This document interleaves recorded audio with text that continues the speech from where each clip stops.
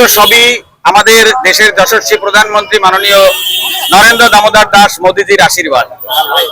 মোদীজি সারা ভারতবর্ষের যে 21টা রাজ্যে ভারতীয় জনতা পার্টির সরকার রয়েছে, প্রতিটি রাজ্য যেভাবে ডেভেলপমেন্টের নিরিখে এগিয়ে যাচ্ছে এবং দেশ অ্যাজ এ হোল যে ভারতবর্ষ পৃথিবীর মানচিত্রে যে জায়গা দখল করেছে, পশ্চিমবাংলার মানুষ চাইছে যে আমরা আর পিছিয়ে থাকবো না।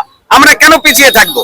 যে পশ্চিমবাংলাকে নিয়ে বলা হতো যে আজকে পশ্চিমবাংলা যা চিন্তা করে কালকে তাই ভারতবর্ষ চিন্তা করে, আজকে আমরা পশ্চিমবাংলার দিকে তাকালে আমাদের একজন বাঙালি হিসেবে আমাদের নিজেদের লজ্জা হয়। সেখানে দাঁড়িয়ে আজকে সমস্ত মানুষ এটা তারা সংকল্প নিয়ে নিয়েছে যে পশ্চিমবাংলা থেকে এই দুরাচারী সরকার, এই মিথ্যাচারী সরকার, এই সনাতন বিরোধী সরকারকে বর্জন করতে হবে, বয়কট করতে হবে। বিধানসভায় জয়লাভের পর মানুষকে কি কি সুবিধা মানুষ পাবে যেগুলো এখন পাচ্ছে না? দুর্নীতির বিরুদ্ধে যেগুলো আপনি আজকে বললেন, সেরকম শিক্ষা ব্যবস্থার ক্ষেত্রেও সেই একই হাল। তো আপনি বিধায়ক হলে কি সুবিধা দিতে চান? দেখুন, আমি বিধায়ক, আমি বেহালা পূর্বের বিধায়ক হব, বাট আমরা অ্যাজ এ হোল পশ্চিমবঙ্গের জন্য যে সংকল্প পত্র, সেই সংকল্প পত্র আর কিছুদিনের মধ্যেই আপনাদের সামনে প্রকাশিত হয়ে যাচ্ছে এবং সেই সংকল্প পত্রে রবীন্দ্রনাথের যে সোনার বাংলা, বঙ্কিমচন্দ্রের বন্দে মাতরম গান গেয়ে যে মানুষ সারা ভারতবর্ষকে স্বাধীন করেছে, এই পশ্চিমবাংলা আজকে প্রত্যেকটা মানুষ মনে করে তারা পরাধীন।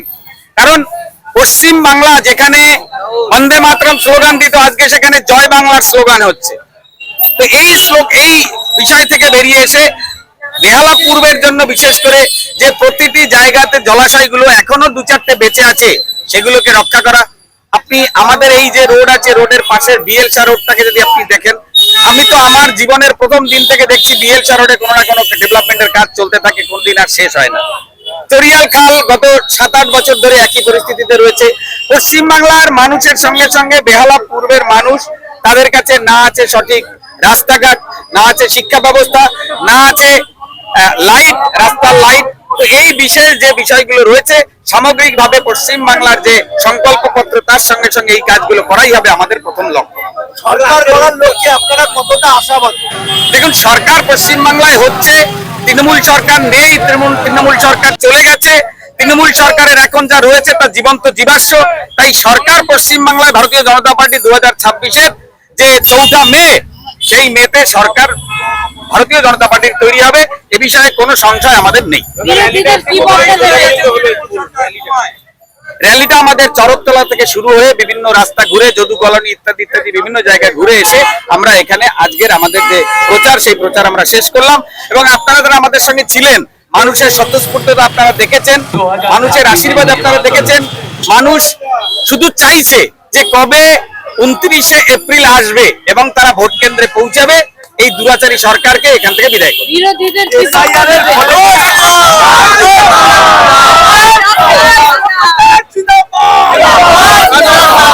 2026-এর বিধানসভা ভোটে এসআইআর কি কোনো ফল পড়বে মনে হয় আপনার? দেখুন, এসআইআর এ যেগুলো হয়েছে সেগুলো তৃণমূল সরকার করেছে। ভারতবর্ষের 12টি রাজ্যে এসআইআর হয়েছে, একমাত্র পশ্চিমবাংলায় কেন এতবার এত বিরোধিতা হয়েছে? পশ্চিমবাংলায় যেহেতু অনুপ্রবেশকারী রয়েছে, তাই অনুপ্রবেশকারীদের বাঁচারে মমতা ব্যানার্জির এত নাটক তিনি করেছেন। পশ্চিমবাংলায় যে হিন্দুদের ভোট বাদ গেছে, ও বলুন, এই পশ্চিমবাংলায় এসআইআর যে মেকানিজম চলেছে, সেই মেকানিজমের প্রতিটি ক্ষেত্রে পশ্চিমবাংলার সরকারের যে এমপ্লয়ি রয়েছে তারা কাজ করেছে। তারা কেন বেছে বেছে হিন্দুদের নাম বাদ দিয়েছে? হিন্দুদের নাম, প্রত্যেকটা হিন্দুদের নাম তোলার যে অধিকার, সেই অধিকার বিএলওদের ছিল, যেটা ইচ্ছে করে তারা এখানে হিন্দুদের নাম বাদ দিয়ে ভারতীয় জনতা পার্টির উপরে তারা ব্লেম দিতে চাইছে। এবং বিভিন্ন জায়গাতে আপনারা দেখেছেন যে একজন পিতার 300-350 ছেলে, ধৃতরাষ্ট্রের 100 ছেলে ছিল আমরা শুনেছি, কিন্তু এই বর্তমান পশ্চিমবাংলায় এরকম অনেক ধৃতরাষ্ট্রের বাবা রয়েছে যাদের 300-350 ছেলে মেয়ে রয়েছে। তো এই যে বিষয়গুলো রয়েছে, এই বিষয়গুলোর জন্যই পশ্চিমবাংলায় এসআইআর দরকার। আর এই এসআইআর হয়ে প্রকৃত বৈধ ভোটার যারা ভারতবর্ষের, তারাই ভোট দেবে। তৃণমূল বলছে বিজেপি খালি ধর্মের রাজনীতি করে, সেটাকে আপনি কি বলবেন? দেখুন, তৃণমূল যদি এই কথা বলছে তাহলে কি বলবো? যে মুখ্যমন্ত্রী মঞ্চে দাঁড়িয়ে বলতে পারছেন সনাতন ধর্ম গান্ধা ধর্ম, তাহলে সেটা কিসের রাজনীতি? যে মুখ্যমন্ত্রী মঞ্চে দাঁড়িয়ে বলছেন যে আমার ইশারায় 1 সেকেন্ডের মধ্যে সারা ভারতবর্ষ, পশ্চিমবাংলা লন্ডভন্ড হয়ে যেতে পারে, যে মহানাগরিক বলছেন যে যারা হিন্দু ধর্মে জন্মগ্রহণ করেছে তারা দুর্ভাগা। তো সেখানে দাঁড়িয়ে আমরা যদি জয় শ্রীরাম বলি তাহলে সেটা আমাদের ওনার মনে হয় যে এটা সাম্প্রদায়িক, কিন্তু ওনারা যে কথাগুলো বলেন সেটা ধর্মনিরপেক্ষতা। এটাই হচ্ছে পশ্চিমবাংলার যে সরকার, সেই সরকারের সব থেকে বড় ধাপ্পাবাজ। দেখুন, বিরোধীদের বার্তা একটাই দেব যে এটা গণতন্ত্রের উৎসব। এই গণতন্ত্রের উৎসবে আপনারা গণতান্ত্রিক উপায়ে লড়াইটা করুন। আপনারা এই যে বিভিন্ন ভাবে আমাদের বিভিন্ন কর্মীদের হুমকি দিচ্ছেন, বিভিন্ন জায়গায় আমরা ফ্লেক্স লাগালে সেগুলো ছিঁড়ে ফেলছেন, এই নোংরা মানসিকতা থেকে বেরিয়ে আসুন। এটা শুধুমাত্র পশ্চিমবাংলায় হয়, ভারতবর্ষের আর কোনো রাজ্যে এই জিনিসগুলো হয় না। ভারতবর্ষের কোনো রাজ্যে হিংসা হয় না ভোট পরবর্তী পর্যায়ে, পশ্চিমবাংলায় সেটা হয়। ব্রিগেডে नरेंद्र दामोदर दास मोदी जी बोले गए जे सरकार तो हम बनाएंगे, बदल भी होगा और साथ में बदला भी होगा।